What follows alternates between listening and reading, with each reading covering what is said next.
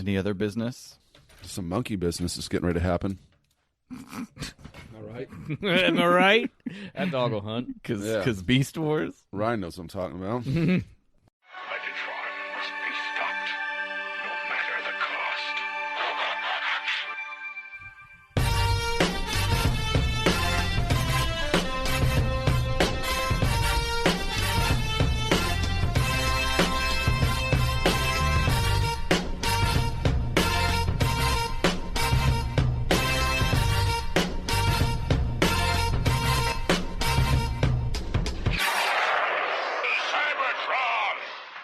Hello, friends, and welcome to the Autopod Decepticast, your bi-weekly podcast that delivers an episode-by-episode breakdown of the Beast Wars series.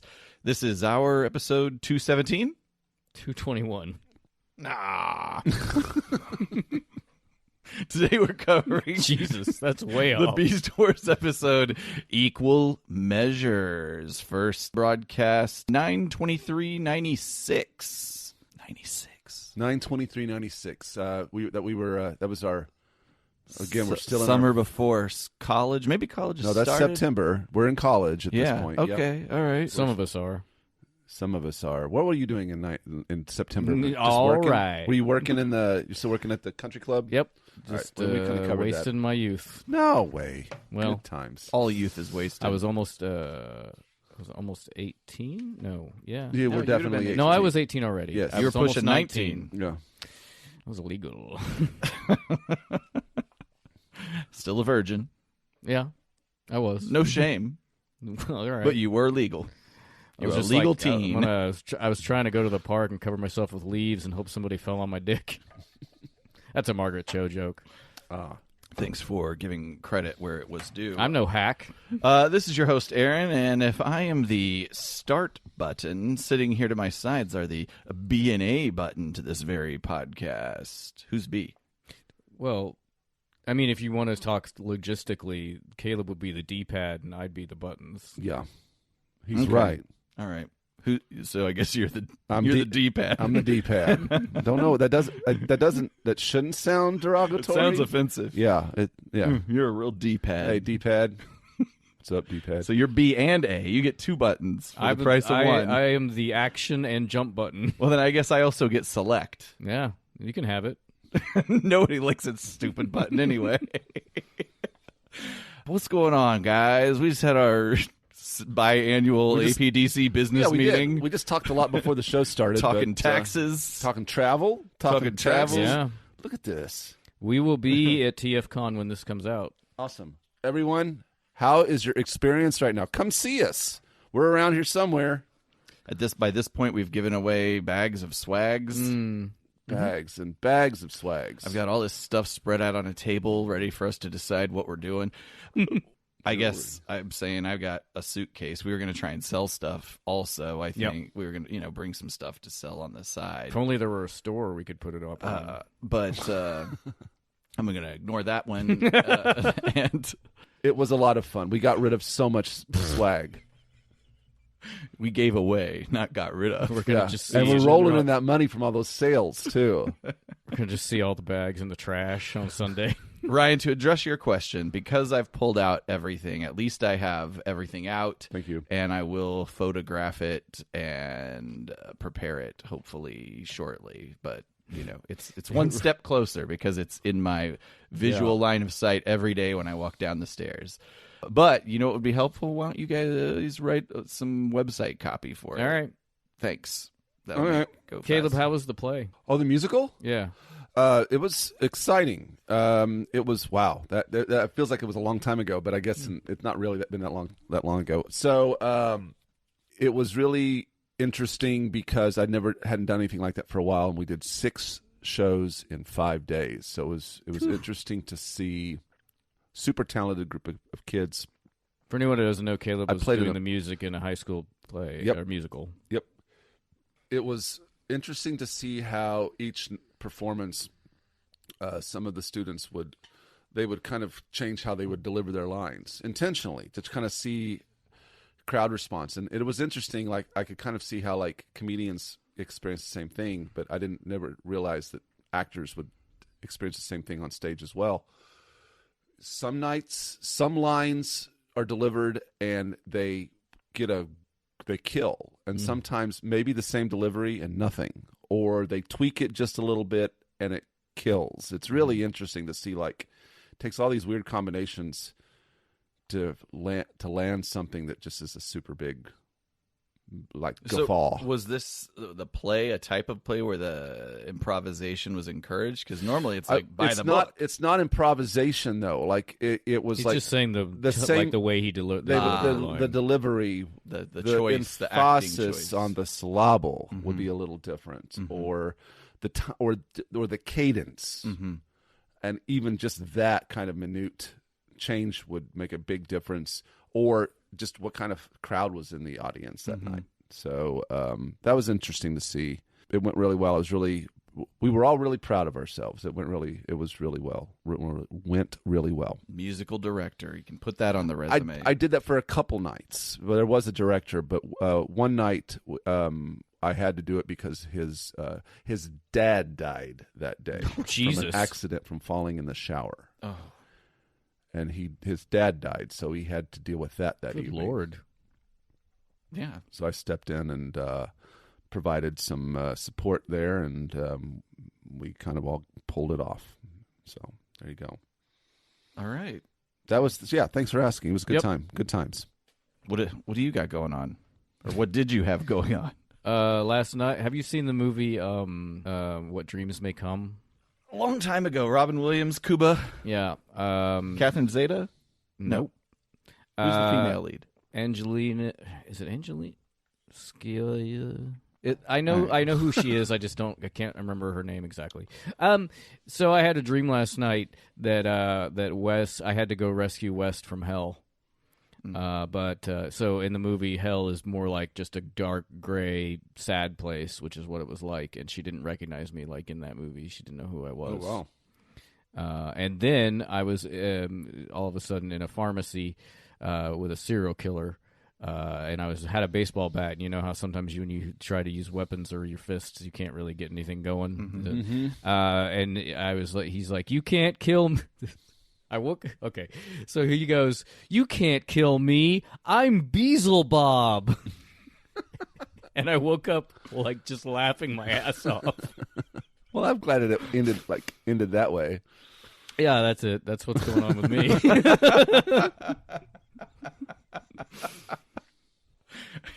How did your subconscious brain invent that? Beezlebob? Yeah.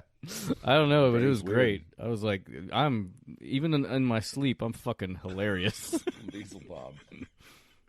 Yeah, Beetlejuice 2 is being produced right now as we sit here. Michael Keaton. They got I don't Michael know how K. I feel about that. Yeah, I don't know. We'll see. I'm The interested. play was really good. I'll throw Wes in and I some saw that in shekels. New York.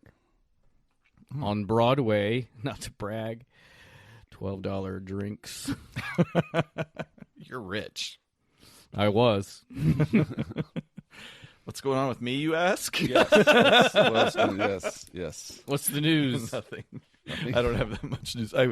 You're going to Vegas as soon as this con that we're at right now wraps up. Yes. I was in Vegas a week ago. 2 weeks ago. But that means you're in Vegas. 4 weeks ago. Were you in Vegas, or are you going to Vegas and you're talking about it in past tense because we're talking in I'm in Vegas right now. 2 weeks ago. That's just made it way more. You went to Vegas. Yeah, I was there on a customer visit, like this really strange influencer event. Yeah, it was an event where this company was unveiling its new menu items to a bunch of influencers that were there, and there was a couple celebrities. Mr. Beast there? Mr. Beast, if he was, I don't know. I mean, it was like maybe 200 people in the room. It was in a big tent off the strip. Chef Reactions, was he there? Maybe. You know all these people? Who was it? I have a 15-year-old boy. Okay. I know all the. I feel like Food Beast was there, maybe? Food Beast? Food Beast? I don't know.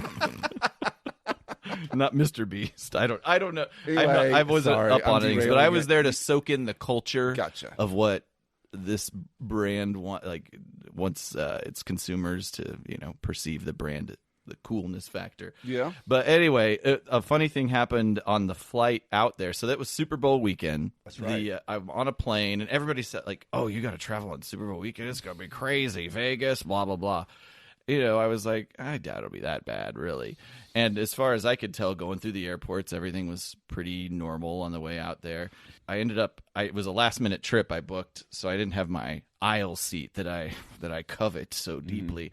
But I'm sitting in the middle between just a lady about my age, and then to the right is a lady that's older than me. She looks like, what's the name of the old character that makes the suits in the Incredibles?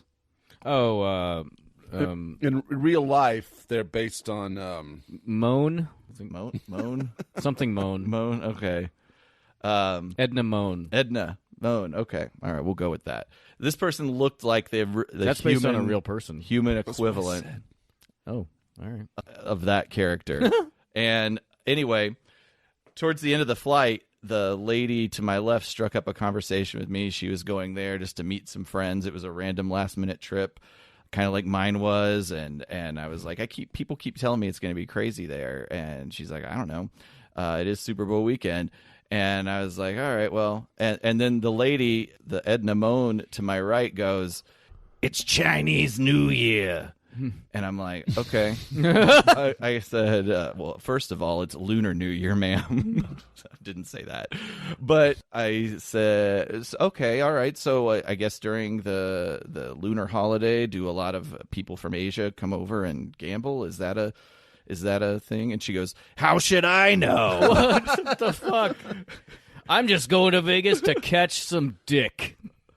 And I'm just like, and I asked her a couple follow-up questions, and she was just like, I don't know what these people do. Maybe they're going to shows. Maybe, and I'm like, why did you even talk to me?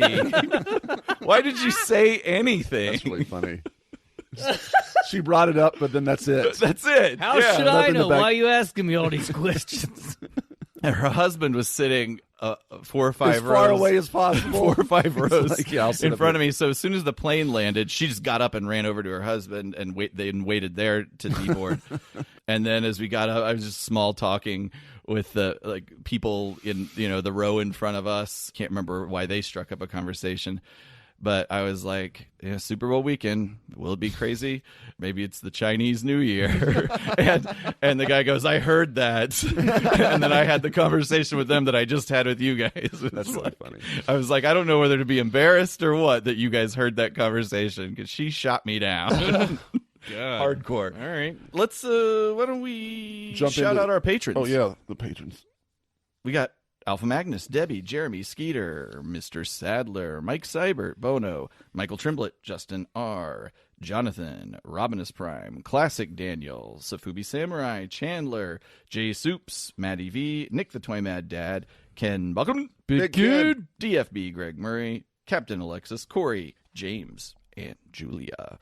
Mr. Michael Ordway, Tim W., Jason from Cracktastic Plastic, Thomas, Justin B., Triclops, Alex, Simon, Theodore, just kidding, New Daniel, Seven the Chronicler, Argonus Prime, the Unknown Patron, Brian Jones, Autobot 1000, Zarmat, and the Anonymous Patron. Anonymous. Thank you all for your contribution to making the show happen and to getting the bouteille of boxes funded. And those of you that are hanging out with us right now, here at the con party. Yeah, let's see. Who do we know that will be? Mike Seibert. Yep. Hang on, let's underline it. We're gonna. We've already at The this point listeners will we love have this. seen They'll Mike look great. Seibert. Yeah. We've seen Chandler. Yes. That might be it. Okay. I don't know. Well, maybe it's a surprise. I know. Let's let it be. Like Ken Bachman, he at the last con, he just kind of appeared at my side. It was like, what? It's amazing. Unbeatable. Unbeatable. Unmissable. Unbeatable. You're unbelievable. Unbeatable Ken. That's what I call him. Can you beat him? No. Ryan, please make us a cocktail that will transport me to a place I don't want to be. All right. I didn't finish my sentence here. It just ends in the middle of a Please sentence. make us a cocktail that will transport me to a place where I don't want to. Good Lord. Wow. Ryan, please tell us what you've. It looks Long made. Island iced tea ish, but it's got a little foam at the top, a little tan, like scum, kind of at the top. yeah. All right, Or is this here the we fil- have a buy us a drink for this episode. Whoop whoop. It's from our buddy Alex, a.k.a. Optimal Crimzeek, on our Discord server. They said there's no real story behind this one other than it's great. So no more dilly-dallying. Here's the news. Today we're enjoying a dark and stormy. For this cocktail, you will need 2 ounces or 60 mils of Gosling's Black Seal rum, 3/4 ounce or 45 mils of lime juice, and ginger beer. If you really want to be on brand, you can use Gosling's ginger beer. Combine the rum and the lime and shake with ice. Strain into a rocks or Collins glass over fresh ice and top with the ginger beer. Garnish with a lime wedge. I didn't know Gosling's was a rum. I only know it from the ginger beer.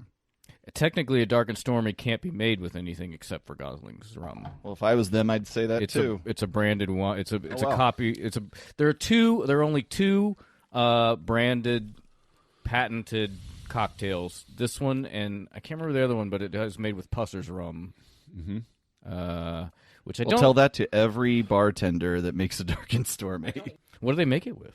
I mean, they make it with the same basic ingredients. Off-brand. But like, what is the equivalent of a? I don't know what even another brand of that kind of rum would be. Like a dark rum. It's a well, yeah. People make it with any kind of rum. Is there something distinctive about? I feel like it Gosling's has a rum? pretty distinctive flavor. I don't know. I just don't know. Yeah, well, Like, I don't think let's it quit tastes- our yapping. I don't think it tastes like What's the scum up top? It's probably just the from the lime juice. It's called Gosling Scum.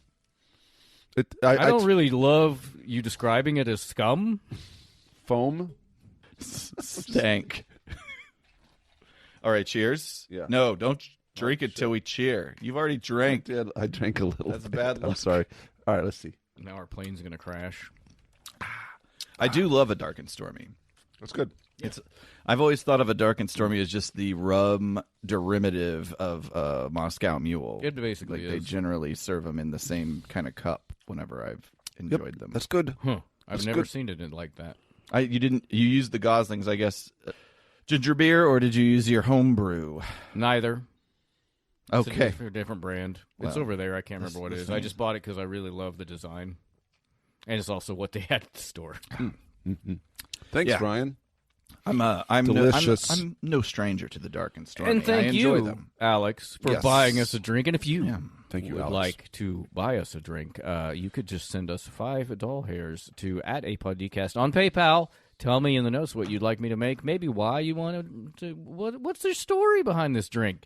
And I will make it on a future episode because I can't make it on a past one.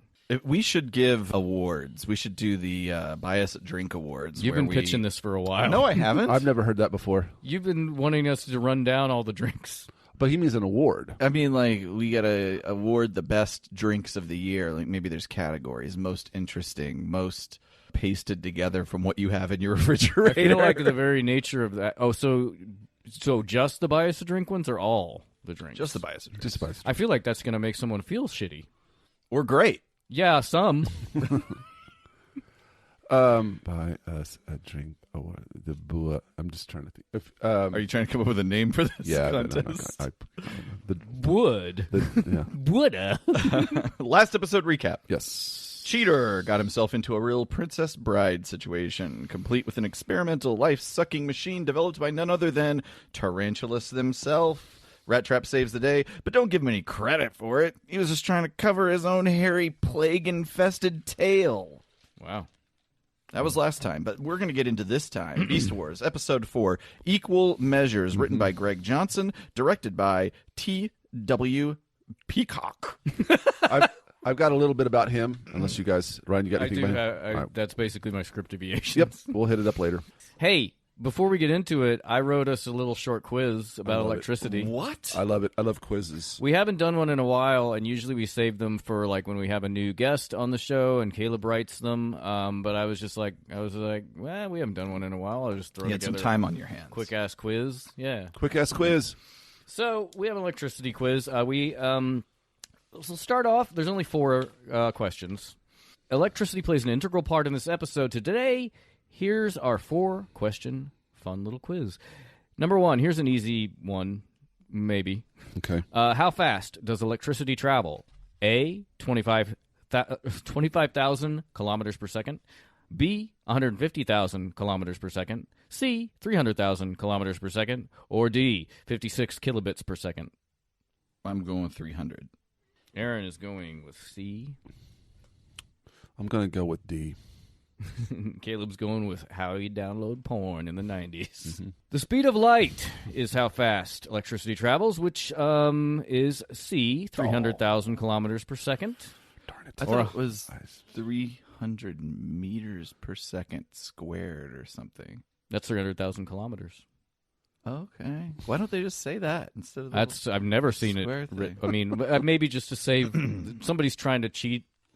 I don't know. Those cheating It scientists. is also 186,000 miles per second. If you're see, you that's wanna what do it threw that me. way. I'm used to the miles. It's also funny because the mathematical representation of the speed of light is c, which is the answer to this question, as in E equals mc squared. D is, of course, the crippling dial-up speed Gen Xers had to deal with trying to download porn in the 90s.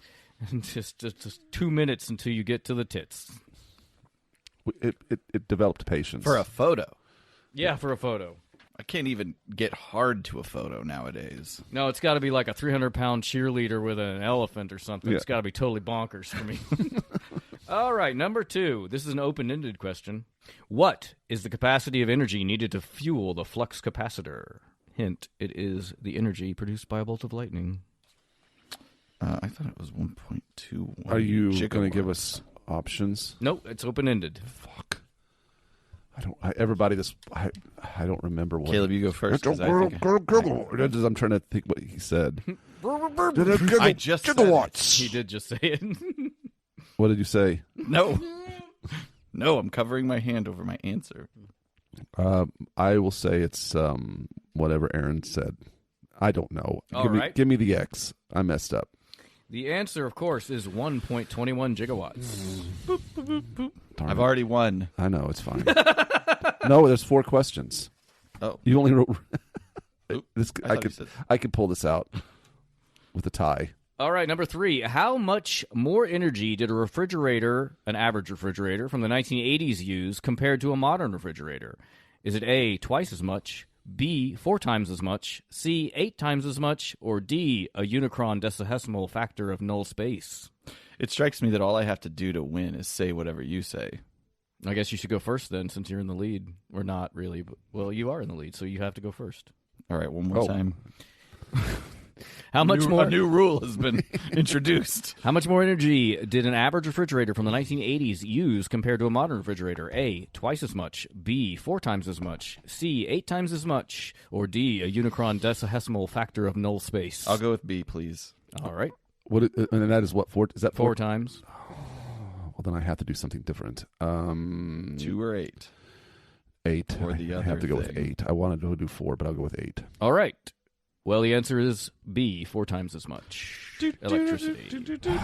And that is based on about the same size of capacity. In the 80s, it used about 1,400 kilowatt hours a year compared to now 350 kilowatt hours per year. Can question 4 be worth like 5 points?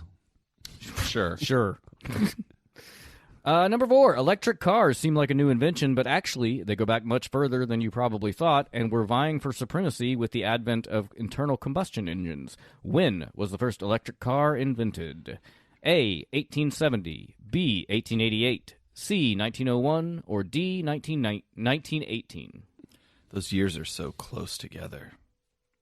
I have 5 questions. Never mind. I just wrote 2 number 4s. I'll go with C C, 1901. for 5 points. I'm also going 1901. All right. I don't have these rules Caleb has about having to be different. Doesn't matter, because you're both wrong. The answer is B, 1888. Wow. Here in the United States, the first successful electric car made its commercial debut around 1890 thanks to William Morrison, a chemist who lived in Des Moines, Iowa. His 6-passenger vehicle was capable of a top speed of 14 miles per hour and was little more than an electrified wagon, but it helped spark interest in electric vehicles. Spark, he said. Yeah. Ugh. Over the next few years, electric vehicles from different automakers began popping up across the U.S. New York City even had a fleet of more than 60 electric taxis. By 1900, electric cars were at their heyday, accounting for about a third of all vehicles on the road. During the next 10 years, they continued to show strong sales, but the internal combustion engine was just more powerful, fuel efficient, and easier to use at the time, and electrical vehicles were squeezed out of the market. Also, the problem of you could only drive about 100 feet with them because they were plugged into the wall. Good joke. Good stuff. You had to they have- hadn't invented long extension That's cords. why I had my footman run ahead and plug. Like they had to keep plugging in at the next junction. Like run ahead of me, plug it in, At 14 miles an hour, that's a possibility. go. He's on a bicycle. Never mind. I have 6 questions. What the fuck is wrong with? I was a little drunk when I wrote. Do you have this three? quiz. Do you have 3 question 4s? I have 2 question 4s, a question 2 question 4s, and a question 5. Gotcha. All right, question 4. 5, Yep. 4B. 4. Yeah. How much? The sequel. How much power does the human brain use per day? A, 2 watts. B, 5 watts. C, 10 watts. Or D, 20 watts. I'll go with D. All right, 20 watts. That's kind of what I was thinking, but I'll do the Caleb technique and go C. All right, the answer is D, 20 watts. I got one. I caught one. The human brain consumes about 20% of the body's energy, so I'm going to just get my pet peeve of mine out here right now, that fucking stupid goddamn shit. People seem to believe that we only use 10% of our brain, which is absolutely not true. It's not true. It's based on a misunderstanding in an archaic paper. And if you think about it for 30 seconds, it doesn't make any sense, because why would 20% of our calories go to an organ that does 90% of nothing? We use 100% of our brain. It's the reason I can't read the book. The only book of Stephen King's I don't like is The Cell, because it has this as a hinging component. And I get to that part, and I'm just like, nope! It's also why I can't watch that dumbass Bradley Cooper Limitless movie. It's my number 1 pet peeve, this one. Right behind whenever people say poisonous snakes. You know, I do know a way to tap into more of your brain's resources. It's meth. Cocaine? Oh, we're on the same page. Crack. Crack's really great. Okay, number 6. Open-ended question. Old Sparky, Yellow Mama, Gruesome Gertie, Old Smoky. These are all super fun nicknames for the horrible device historically used for U.S. state-sanctioned murder of convicted criminals, the electric chair. How much does it cost in electricity to kill someone by riding the lightning? Just whoever's closer. Yeah, sure. How much is it? Like We're talking about just the cost of the Just the shock electricity. itself. just the electricity? Yep. $5. All right. I'm going to say $75. All right. The answer is about 32 cents. Darn it, Aaron's closer. Speaking about electrifying yourself, the invention of the electric chair, this is from Wikipedia. In the late 1870s to early 1880s, the spread of arc lighting, a type of outdoor street lighting that required high voltages in the range of 3,000 to 6,000 volts, was followed by one story after another in newspapers about how the high voltages were killing people, usually unwary linemen, and it was a strange new phenomenon that seemed to instantaneously strike a victim dead without leaving a mark. One of these accidents in Buffalo, New York, was on August 7th, 1881, and it led to the inception of the electric chair. That evening, a drunken dock worker named George Lemuel Smith, Good old George. looking for the thrill of a tingling sensation he had noticed when grabbing the guardrail in Bush Electric Company arc light powerhouse, managed to sneak his way back into the plant at night and grabbed the brush and ground wire of a large electric dynamo, and he died instantly. The coroner... He died the way he lived. A fucking stupid drunk.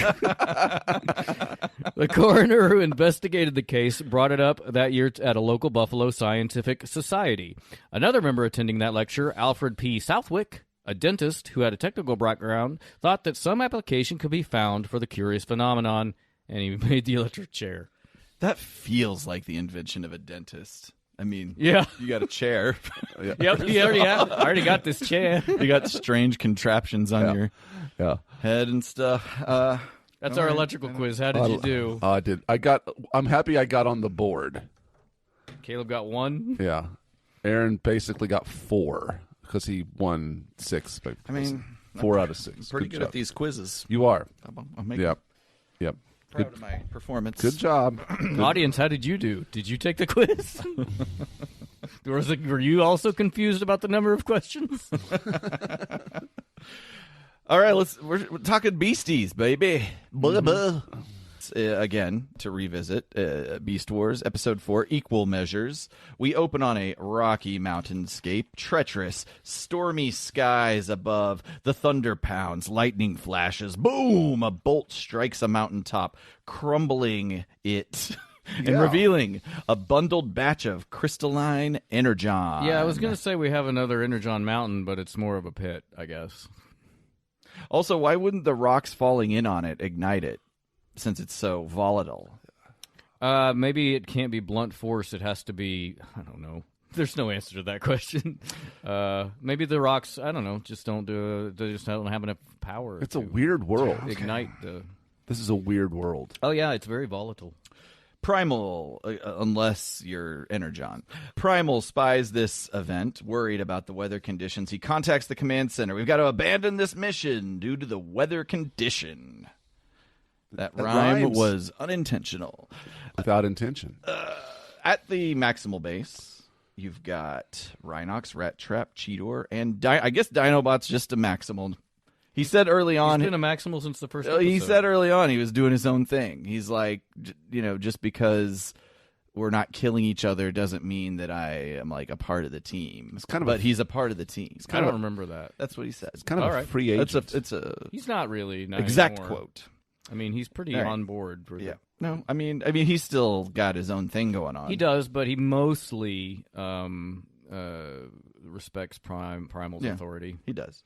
Not in this episode. Nah. But you're at the base. You got those people. They're working some science. The weather is blocking Primal's communication, so they're continuing the work. Mm-hmm. And even if they had received the message, Dinobot doesn't care about weather conditions. We got to do this thing. This is a stupid thing about weather, but have you noticed? I just happened to look at it this morning, and it's going to be like 80 degrees in like 3 days, and then the next day it's going to be like 30. And I'm like, are we just going to have a huge tornado? Because that sounds like it's volatile. It is volatile. An F-69. Nice. We're about to see Cheetor fucking shit up. Chester the usual. Cheetor. So Chester the Cheetor, Dinobot's that's a like, good who one. took the synchro laser? And Cheetor is like, me. I got it. And he goes to give it to him, but he kind of dinks around and drops it. Apparently, it's some kind of explosive. It's rolling down the floor, down the elevator shaft, and everybody takes shelter for catastrophe. But there is none, because Primal rises from the elevator, synchro laser in hand, and hands it back to the team. Somebody needs to neuter that cat, because he cannot breed and pass on his fucking dumbassery. Like, I really do not like Cheetor in this episode, or so far. And he's supposed to be the Hot Rod Cool character, I'm guessing. I guess. Kinda. I mean, he's so much more annoying than Hot Rod. Yeah. Maybe he gets better as the show goes on, but I think I have this note later, but this episode, I had to stop a couple of times and just do something else, because I didn't like... Spoiler, I did not care for this episode very much. Yeah. I've cared for none so far. I'm still questioning why we're doing this as we sit here. Money.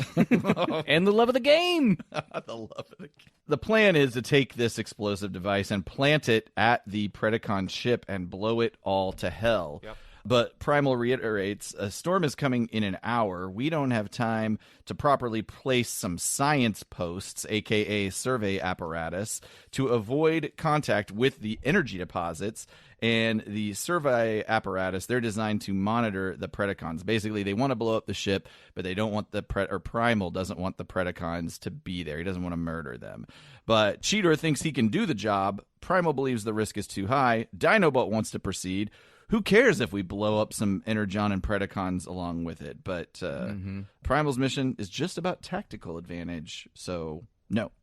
Yeah, I actually really like, we haven't quite gotten there yet, but I really like the blocking and lighting in this scene, especially when Dinobot comes up and talks to Primal, like kind of moving into the foreground through the shadows. A lot of glowing eyes in this one, too.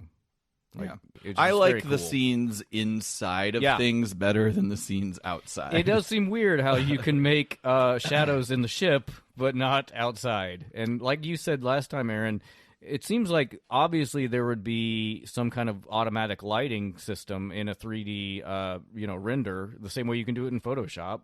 Right. I don't know. This part right here where he walks up I just think it's very cool. Yeah.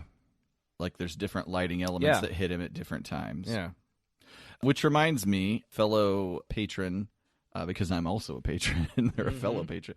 Nick, the Toy Mad Dad, and I did some IMing on the Discord, and he has some experience in CGI from around this time, and perhaps we'll have him on and talk about it a little bit. We should, absolutely, because I don't know really anything about it, aside from our experiments with the video toaster in high school. Wow, we really... thought we were going to change the world. We were like, our final project, we should do the whole thing in CG. And it's like, it took like a day to render a car. Right. A 2D car. Mm-hmm. It took an hour to render 2 bikini girls pulling down the lampshade or the window shade. Yeah, I got in trouble for that wipe. Whenever we were doing the morning announcements, I was the editor for some of that, and they had a bunch of different wipes, and one was a silhouette of a woman walking into frame, looking out, and like I guess there was a peeper out there because she goes there's no noise, and then pulls the shade down, and I got yelled at for putting that on there. Probably an appropriate punishment. Grimlock is irritated. Megatron wouldn't treat the Maximals as charitably. He begrudgingly gives Optimus Primal the bomb, transforms, and storms off. Mm-hmm. And then we got Cheetor sulking like Achilles in his chambers. Yeah. Cheetor pouting in his quarters. Grimlock approaches him. I feel like there's some manipulation afoot.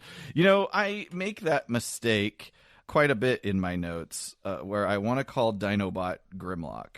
I forgive you. Thank you. Did you notice the pinup of a cheetah that he has above his Which bunk? means that he's spanking it? I mean, we spank it to humans. Picture of a cheetah. It's just a silhouette of a cheetah. Yeah. Well, maybe.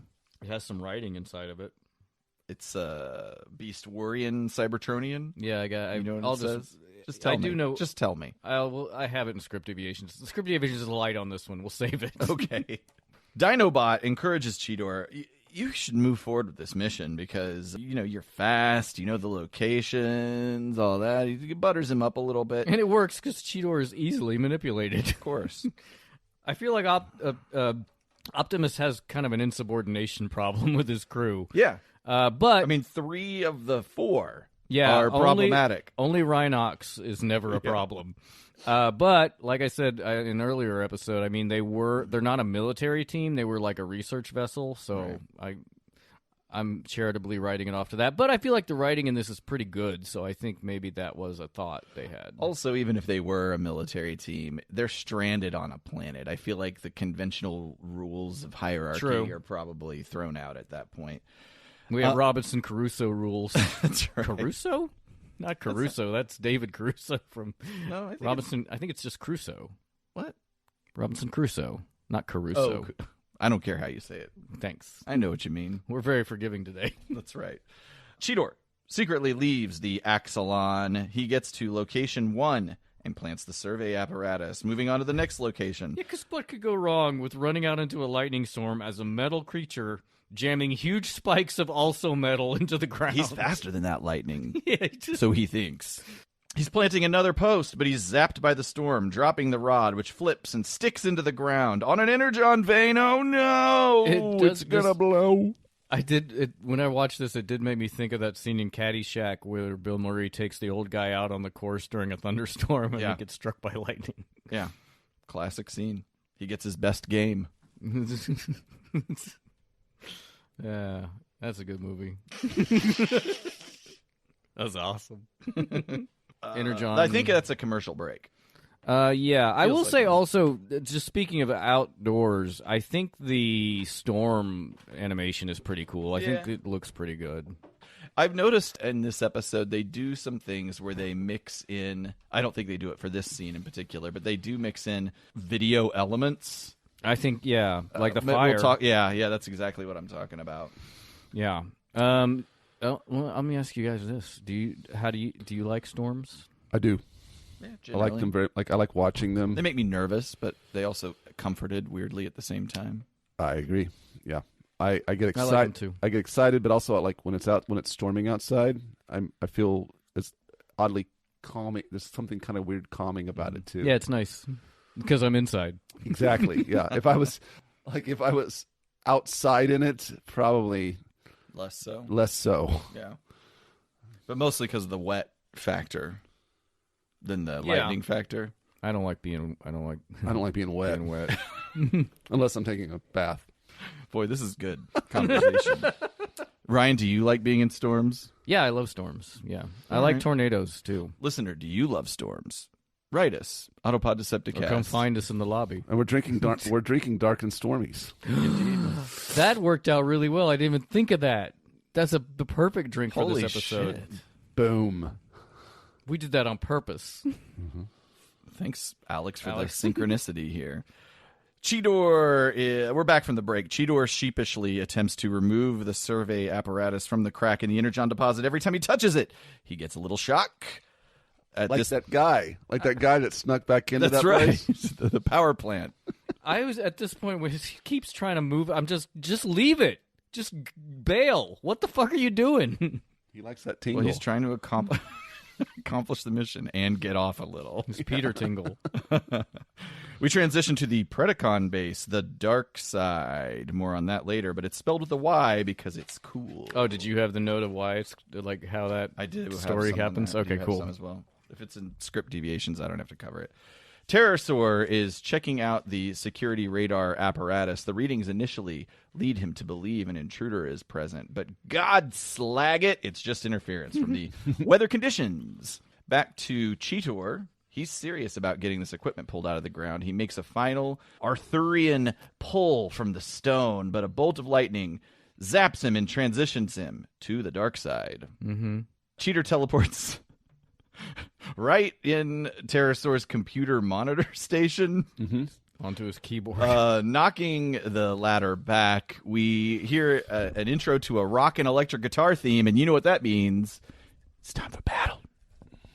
Terrorsaur terrorizes, firing his weapon poorly at Cheetor. I feel like it's a real missed opportunity that the Cheetor toy does not come with like either the comlink from the last episode or this little electric like flying surfboard thing. I didn't realize until this episode. Maybe I didn't pay attention, but the Decepticons, that seems to be how they get around inside their base. They all have Predacons. Yes. Sorry. Nope, yeah, thank you. because the floor is lava, literally. Seems like they should just build a floor, but I think it is. But it is. Maybe it keeps melting. But it is. But I do think that the little hoverboards are cool. Yeah, this is the first episode that really illustrates that. That's it. You're right. That's how they get around the ship. Which I'm like, can't you guys fly? Like, can't you all fly? I guess not. No, Megatron can't fly. No, Megatron can't fly. Only two of them can fly. I guess I'm used to Decepticons. Yeah. There's plenty of gunfire. Eventually, Cheetor hops on Terry's levitating platform and returns fire, popping the platform beneath Terrorsaur, knocking him off his own platform. Then there's more shooting and flying until Terrorsaur eventually blasts Cheetor off the platform. Lots of platforms approaching him and preparing for a final blow. But then he's not going to die. Today, guys, he goes beast mode. He being Cheetor, he knocks Terrorsaur into the computer monitor, which sizzles and transports Terrorsaur to parts unknown. Waspinator and Scorponok arrive and chase Cheetor through the ship. There's just more flying and shooting, and It's kind of cool. I and- mean, they're flying around. It was kind of a cool scene. And then, yeah. Ultimately, the duo blast a hole through the ship's ceiling, creating an opening to the vents for Cheetor to escape. Lamers. What is that? That's what he says. Oh, he does? He calls them lamers. Wow. Hang on, let's That's just capture great. it because it's funny. Yeah! Thanks for showing me the way out, you lamers! What a nozzle.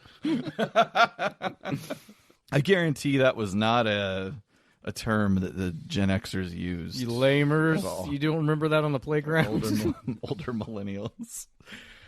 Meanwhile, Terrorsaur is transported to the Axalon. He's greeted by Dinobot, who certainly does not have positive plans for him. However, Dinobot realizes that somehow a mistake of nature and technology has created a teleporter. Dinobot presses the pause button on murderous intent, and he and Terrorsaur form an alliance to get rid of the Maximals and take over the Predacons together. And this is the scene where I realized Terrorsaur has a Starscream voice.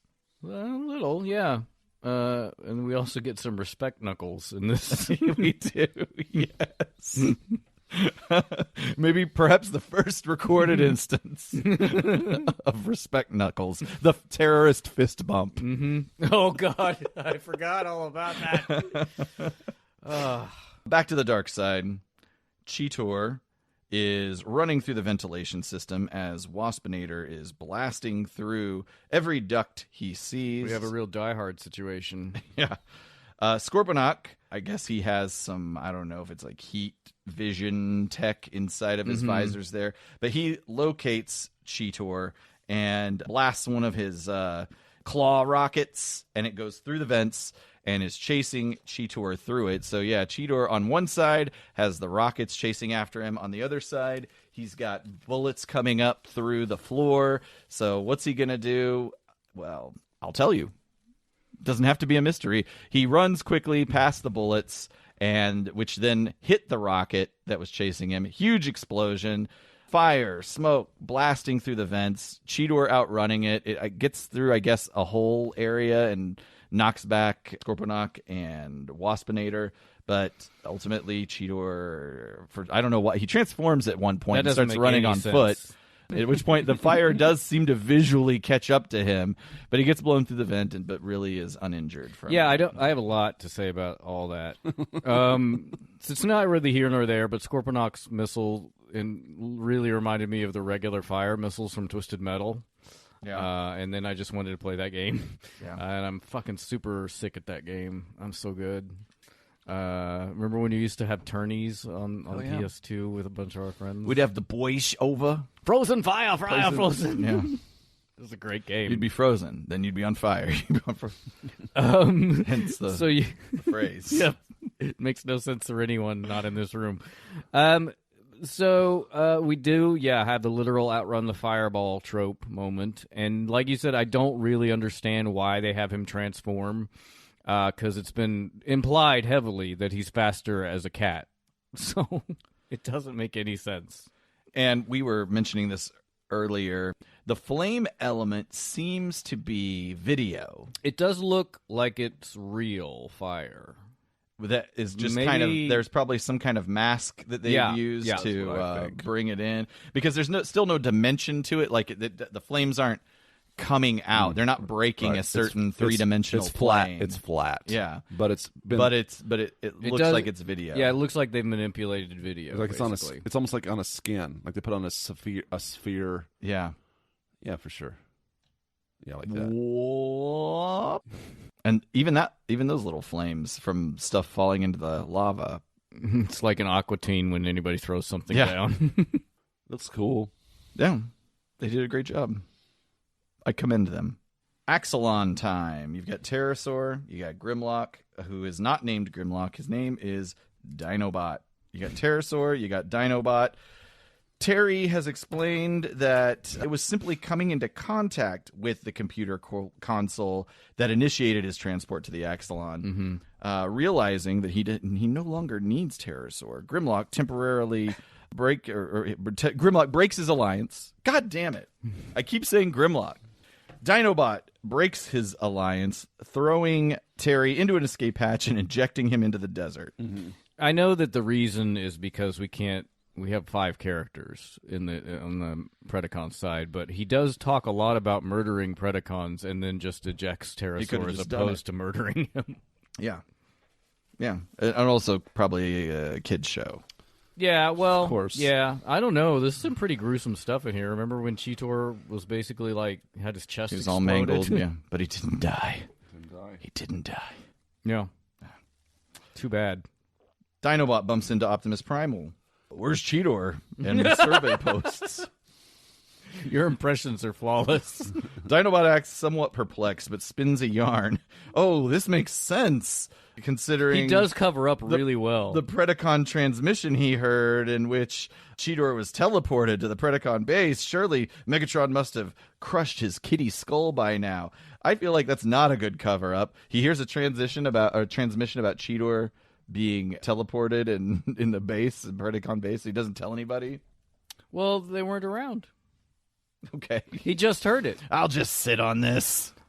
Well, I think it is a good cover-up because he knows that transporter exists now and is like, I'm not going to tell him that I convinced Cheetor to go out there. Of course not. Yeah. Well, that brings me to we'll get to it later. There's a bigger flaw in the whole episode. No. But not all is lost. Now that we know about this whole teleporter thing, we can leverage this technological mishap to transport the bomb to the Predacon base and blow it up. Now that is a good plan. I do like the proactivity of the Maximals. Like, you never saw the Autobots hatching a scheme like this. It was always like playing basketball. Yes. Or making a snowman. Yeah. Not snowman, Spike. Snowbot. It's not your friends, it's show business. Waspinator and Scorponok continue to search for Cheetor at the dark side. After they pass by him, Cheetor comes out of hiding and hits up a different computer terminal to do a little spy work. I mean, what else is he going to do? He discovers that the same energon veins run under both the Axelon and the dark side. So if they bomb one, the other will end up destroyed. So they shouldn't bomb anything, turns out. He copies the data right before he's discovered by Scorponok and Waspinator. Sorry. Oh, I was just going to say, I do like the component here where Primal just doesn't want to commit just murder. Basically, he wants to Until he thinks one of his own is murdered. No. He says they do. They don't know where the Predacons are, but they're going to send that thing right on over. But he also makes a delay so they can get out of the base. He puts a 30-second delay on the bomb so that they can get away. 30 seconds, that's enough time. Your tone implies that you do not think it is enough time. You're right, he didn't have to put any time on it. Scorponok fires a homing rocket, which Cheetor outruns and directs right back at these Predacons. Cheetor eventually finds his way back to the original terminal and prepares to upload the data, but as soon as the disk touches the keyboard, zap! It's teleported away. And in return, a bomb appears out of nowhere. Primal and Dinobot receive Cheetor's disc, which is really inconsequential, honestly, the whole disc thing. Is because of what happens. Yeah, you're right. Why did that why did they even do that? Yeah. Well, I guess just to tell us. Maybe. That the vein of Energon runs through both ships. Cheetor contemplates what to do about the bomb. He's got to get it out of here. But then Terrorsaur grabs Cheetor from behind, and Megatron's also here. He commands Terrorsaur, disarm the bomb. But he can't because it's anchored down. But Cheetor can release the anchors, and he does. Terrorsaur flies the bomb into the skies and releases it before it blows. However, the explosion does affect him because you hear like a rah! He flies off the screen and comes and back then when all burned. he falls to the ground like whoomp. I do always like the trope of enemies working together where Megatron lets Cheetor unlock the bomb.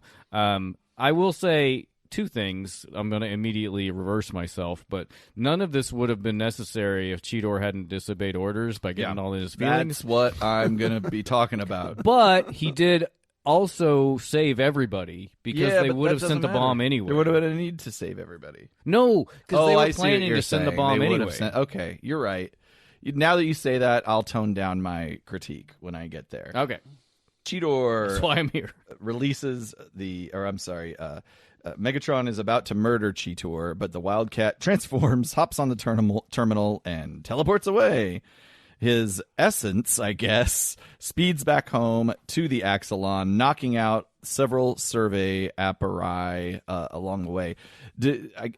I guess, did you somewhat control yourself, or did I think it's you just travel along that path? Yeah, or, I think it's because we saw Terrorsaur. We didn't see him but go he hadn't through. got the path all the way out there. Well, We only saw him plant 2 of those things. yeah. It was cut for time. Because we don't see him going through the poles, but we do see Terrorsaur as an orb travel into the Axelon. So I think it's just a one-way trip.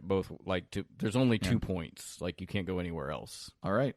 Also, we're talking about teleportation by accident. Yeah. So nobody understands the science yet. We haven't gotten there. The team thinks Cheetor. Primal smelled that disc. Did you see Yeah, that? He goes. Well, he's like, it smells like Cheetor. Yeah, he smells Cheetor on it. Yes, That's yes. not his voice. His Anyway. voice is pretty normal, actually. Cheetor's home. The team thanks him Yeah. for saving them, and Primal explains that Cheetor doesn't need to try and earn his respect. He already has it. But if Cheetor tries to stunt like that again, He does need to earn it. he'll fuck him up. And Cheetor responds, all right, I'll never do that again. Until the next I time. hate him. And then everybody laughs. It's an ending where everyone laughs. It's so annoying. I will say there are parts of this episode I do like. I think we have taken a tick up in quality, like animation wise. But also, I mean, I do like the characterization, especially of Primal and Dinobot in this one. But the overall story, let's focus on anyone else but Cheetor. Yeah. Like maybe someone who's not as awful. You really don't like him. I really cannot stand him. He pretty just annoying. annoys the fuck out of me. Is there a face in the front of this ship? Hang on. Wait for the camera to pan. Okay. It does look like a face. It looks like that emoji where you do an eye and lips and then another eye on the other side. I will. You had that on. I got to pay really close attention during us waiting for that. That they're really good. The animators are really good at capturing emotion. There's like a lot of good facial expressions in this, and We're paused at 20 minutes 33 seconds. I'll put this picture up on the website, but it is does very look like funny. a face. No, I Goofy agree. grin. I agree, Caleb. Yeah, I guess that's a benefit of computer animation. Suppose. I don't know if motion capture was used for this. Maybe that's something to do some research on. You can ask Nick.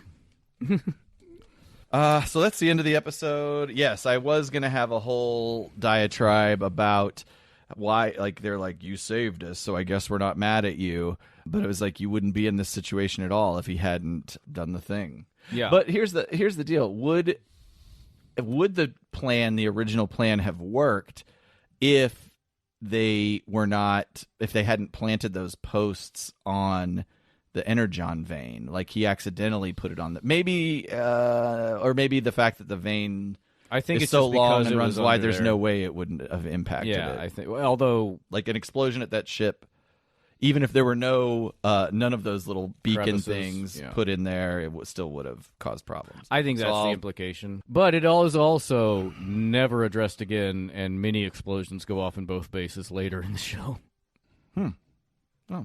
I thought they were making a whole continuous thing. We're still, and this is again why it's not necessarily a huge. Well, we'll talk about that next episode. A huge problem with going out of order on these the way they were aired. I think only season 1 goes out of order. It's probably more character-based relationships than some of these plot points. So these are pretty self-contained, although we get, I think about halfway through season 1, they do start to be in production and air date order. In the real world. Oh! Take us, Ryan, to 1996. Back All to right, 1996. The Real World. This episode aired September 23rd, 1996, in the American Top 40. You just can't keep those Bayside Boys down with their dance craze. So today we're talking about a song that was number 1 for 2 weeks in May of 1996, "Always Be My Baby" by Mariah Carey. Do-do-do, do. Do-do-do, do-do-do-do. Right? Yep. Yeah, right, guys? Yep. Got it. Nailed it. It's the third single off of Ms. Carey's 5th studio album, Daydream, the same one that featured One Sweet Day. She had a very good year in 1996. This was written by Mariah Carey, Jermaine Dupri, and Manuel Seal. "Always Be My Baby" talks about the feelings she has for an estranged lover, which is certainly territory Mariah Carey almost never covers. Thank you. The song was a critical and commercial success, going septuple platinum, and it was Mariah Carey's 11th #1 single on the Billboard Hot 100. At the time, this tied her with Madonna and Whitney Houston for the most #1 singles by a female artist. The music video shows Carey romping through a campsite in upstate New York. Maybe we're in the Adirondacks. Oh, we're definitely in the Adirondacks. And she's coquettishly swinging on a tire swing, intercut with scenes of a boy and a girl sneaking out and spending time together at a campsite. Aww. Campfire. It's a camp. Most of it was filmed at the Fresh Air Fund's Camp Moriah, named for the singer's support to the fund. So it was actually the Hudson Valley. I just like saying Adirondacks. I like their chairs. Yep. That's all I know about quality them, chair. except there's big trees. It's hard to get out of those. Stylish, though. Yeah. Of the vocals, writer and producer Jermaine Dupri said, quote, "She can pretty much do anything with her voice. She's really strong vocally," unquote. The song included heavy background vocals of Carey's lower registers singing higher notes over her background, creating a sort of double voice effect that she does in lots of things. Like, she likes to sing over her own voice when she has backup singers. She just finds it easier to match herself than she does the backup singers, is what she said. True diva. She's also really good, so... I feel like, if my memory serves, this is probably the tail end of the Mariah as the girl next door phase before she gets all nasty. the sexy vixen phase. I'm here for both. No. Mariah's great. She's a weirdo. Yeah. But, yeah. Yeah, sure.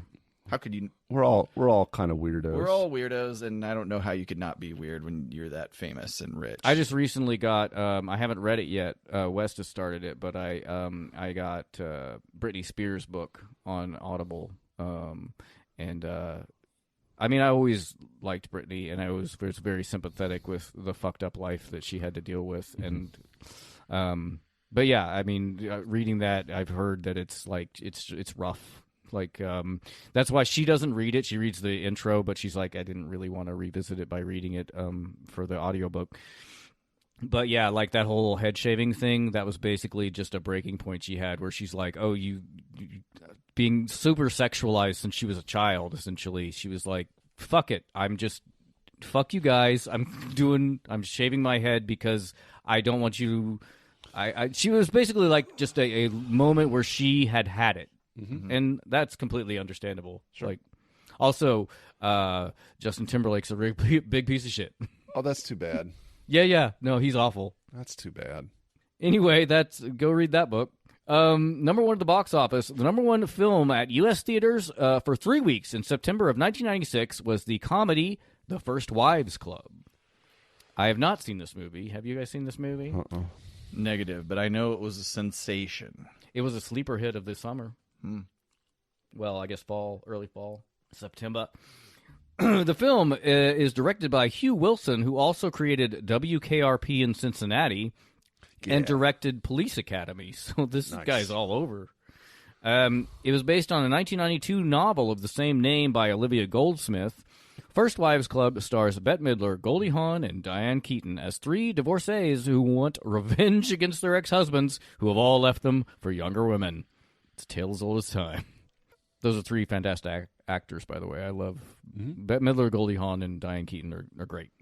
And the movie has a crazy stacked cast, including Stockard Channing, Dave Hedaya, Victor Garbour, Sarah Jessica Parker, Elizabeth Berkley, Marcia Gay Harden, Maggie Smith, Bronson Pinchot, Rob Reiner, and making his feature film debut, a young Timothy Olyphant. Nice. I'll be darned. I'll wrap him up in cellophane. The First Wives Club broke Seven's $13.9 million record for the highest weekend debut in September. And I really don't know how valuable these statistics are because they're never adjusted for inflation, so at best they're just arbitrary goal points. But it was on the information.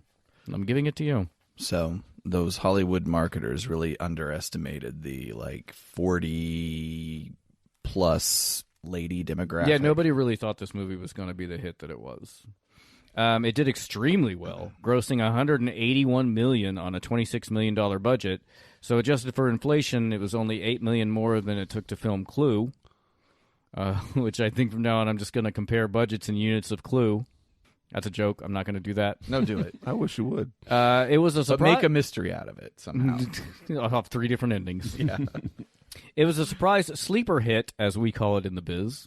Is it because it's? Well, it sounds like it won its weekend. Is it a sleeper because they didn't expect it? Yeah, and also it made a ton of money that they just nobody thought. That's the coming. hit part. Yeah, it wasn't like it was in September. It wasn't an action. There were a ton of good movies in '96, and just nobody thought this was going to do anything really. The film ranked 11th on the year-end list for 1996. Critical reception was somewhat mixed, averaging between a 50 and 58% positive rating based on aggregated reviews. At the time, the criticism was mostly about poor pacing, plot, and an overall lack of any real meat to the novel. But I think based on what I read, it's one of those movies that if you like it, it just makes you feel good and it's a fun watch. And maybe I'm wrong because I haven't seen it, and it's not really my wheelhouse, but it also feels like a film that largely is kind of forgotten, that you never hear about anymore. I don't know. I would agree. Yeah, sure. Listeners, let me know if I'm wrong. Fun facts from this week in history. The covers of TV Guide for this time period all seem to be about baseball. Blech. So, some fun They're the boys of summer. They're back in town.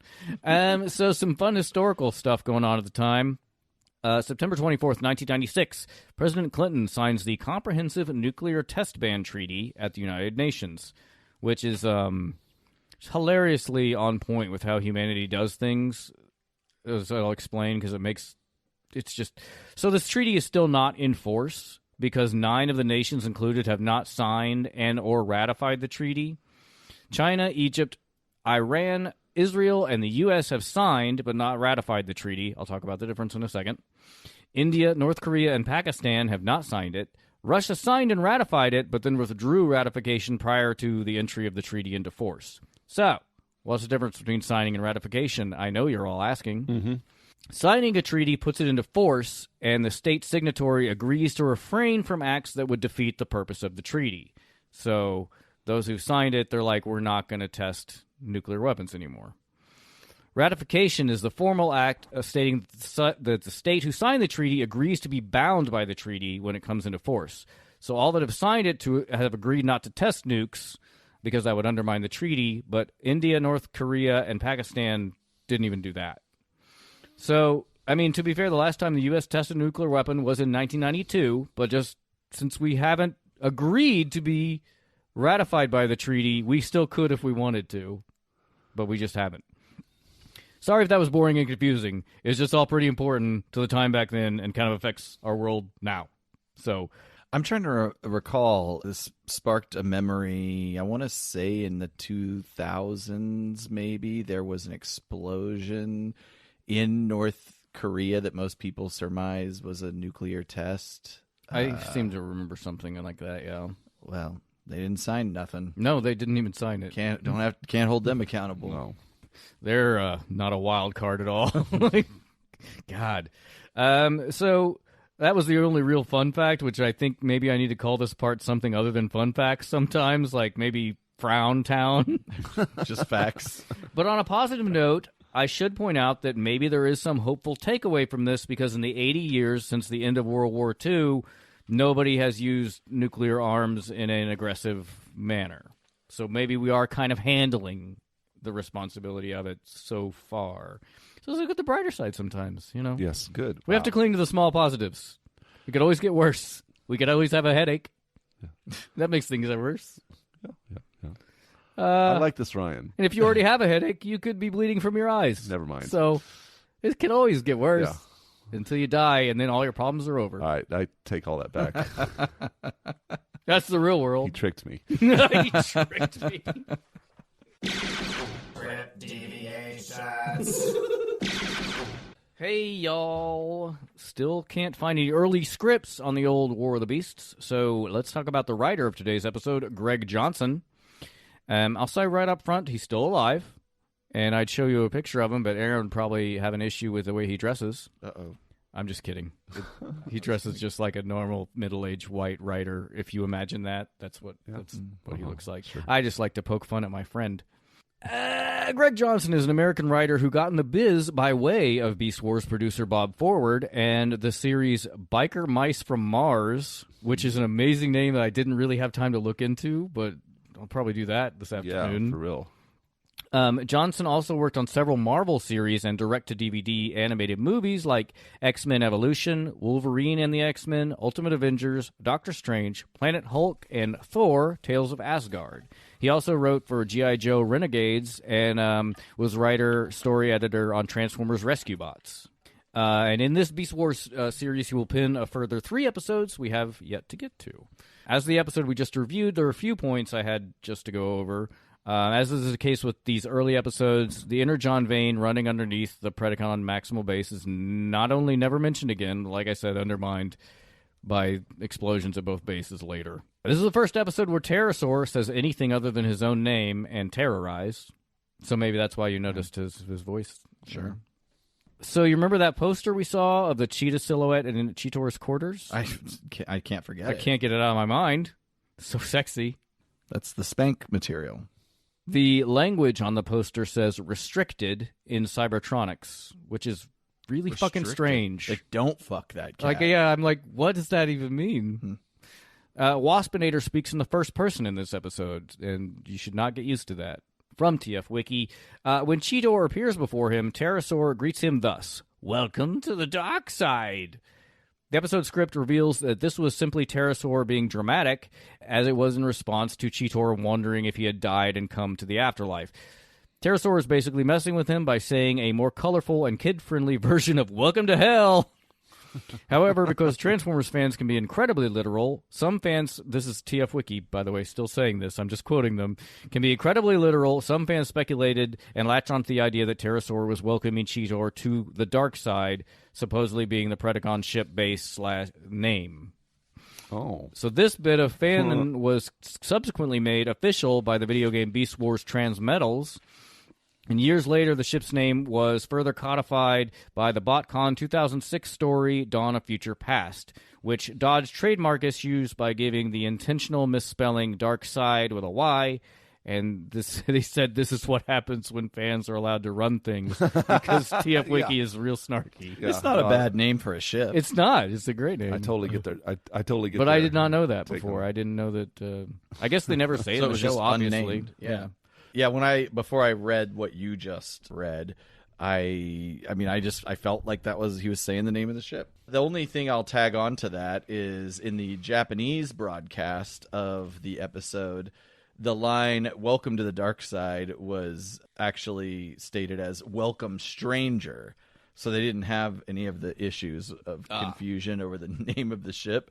In fact, in the Japanese language, the ship was actually named Terror Crasher before awesome. people in the West even decided on a name. Darkside's better, but Terror Crasher is very dramatic.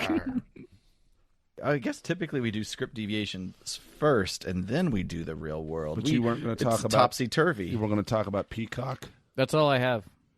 Oh well, so Peacock. Peacock's the director. Yeah. Did you talk about him? Nope. Oh, Just the writer. Oh, okay. Well, I have a quick thing about the director. Cool. TW, I think. TW Peacock. Hang on. Sounds like TW Peacock. Sounds like a newspaper man. He passed away recently. I don't know if it was 2018 or 2020. But he went on to direct a lot of different stuff and ended up becoming a primary director for Schitt's Creek. Oh, wow. Yeah. I love that show. So, I saw the name. I was like, that's an unusual name. I'm going to look up that guy. And so And it's just a bird. it's like, oh, wait. Canadian guy. Makes sense. Yeah, and directed a lot of different things. But the one that stood out for me was that he was involved directing episodes of Schitt's Creek, and I love that show. It's a great show. It's great. That's what I was going to bring up. And I tried to, whenever I see those kind of those things, I like. Oh, I'm going to try to see if I can find their presence on social media and try to connect with them and look opportunities to know more about them or meet them or reach out to them and get some information. But unfortunately, he did pass. So there you go. There's Mr. Peacock in the library with the candlestick. Well done. How do you guys feel about the scheme? What is the scheme? Proactivity by the Maximals. I like that. That's good. That's good. But everything occurs is kind of happenstance. Yeah. Well, Random. I guess it was more interesting than just having a straightforward story and then they conduct that story as opposed to something unusual happening. I guess that's more interesting. Yeah. It's fine. There's not really... You didn't like the episode, so what do you... I liked it okay. It's just like it was not my favorite. All right. I'll give it a 5. Fair enough. 5. I'll do the same. Better than I can do. Middle of the road, yeah. All right. I can do better.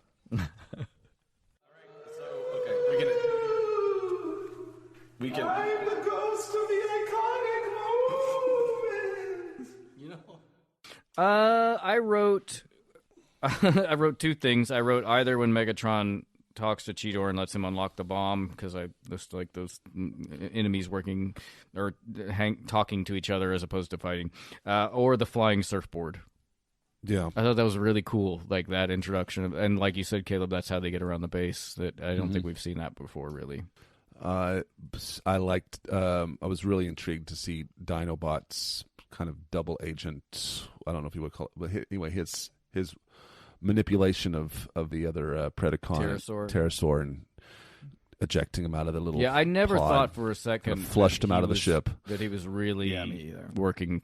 He was really going to do. Like, he was always lying. I always thought he was lying to Terrorsaur. It's just, he's kind of fascinating for me to watch, just kind of like, where's he going with... Dinobot's probably my favorite character up to this point. Like, I've said Black Arachnia is really fun, Silverbolt's fun, but we haven't met them yet. Right. Aaron? There's the first moment when the lightning strikes that mountain and it just crumbles. There's just Energon everywhere on this planet. That's why they gotta be beasts. Next time on the Autobot Decepticast, yes. For scheduling reasons, we're going to take a break from the broadcast and production order, for that matter. Yep. Doesn't matter, In really. that pivot, we'll be covering an episode introducing a fan favorite new character. And that's it. We're done. Give, my fellow Decepticons! Give till it hurts! If you would like to support this program, give us a review. Go out to your Apple Podcast app. Just click on the button, review this podcast, and then slide the thing over to 5 stars, please. And then type in, I love these guys. They're fun, funny, great, whatever. Of fun-time pallies. Probably like huge balls. Huge balls? Just the balls. And, Tiny dicks. Give us our flowers. Other than that, we have Patreon, where you'll find several levels of support and several benefits that come along with that. It made me laugh so hard when I was editing the last episode, and you go, and if you'd like to receive things way later than promised. Not that much. Although we should be sending stuff probably right now if we were staying on the any kind of cadence. I mean, we sent, it was summer when we sent the last one, Yeah. so. But anyway, booty boxes are available through our Patreon, merch at the merch store, and buy us a drink. Yes, if you'd like to buy us a drink, just send us $5 hairs to @APODcast on PayPal. Put in the notes what you'd like me to make, and I will make it on a future episode because I cannot make it on a past one. So, here's something crazy. I accidentally deleted all of my voice memos, which means I also deleted the buy us a drink song. Well, that's a problem. I'll That's just have no good. I'll just make a new one. All right, But will it's- you? Yeah. All right. It's easy enough. I mean, he made one proactively. He did, Yeah. but now it's an assignment. Oh. Yeah, I can knock this out in like 15 seconds. So. I need to make a new one anyway. Why'd you do that? Was it just Cleaning stuff up? I was trying to clean up some stuff on my cloud, and whatever I did, it not only removed it on the cloud, it removed it on my phone as well. I deleted the internet. Engage with us socially on Twitter, Facebook, Threads, and Instagram. All of them at APODcast. Are any of you guys do we do anything on Threads? No, We got a place. Follow it. I started there, and then I just haven't really dealt with it. I've never been on there. And if you become a patron at every level, you have access to the notorious APDC Discord. Best way to talk to us. Supplemental materials, videos, links to all of these referential materials are at autopoddecepticast.com. Ryan, what you putting up on the website this week? Well, what do we talk about? Electricity. I'll put up that crazy face of the Axelon. Axelon face. Okay. All right. Great. Thanks, everybody. Have a great time at TFCon, or I hope you've had a great time. You're getting ready to It's basically over now. have your last day. Safe and travels. Go home. I hope you didn't make any mistakes. I'm glad the bar was open late, not like other TFCons. Shots fired. Bye. At Chicago.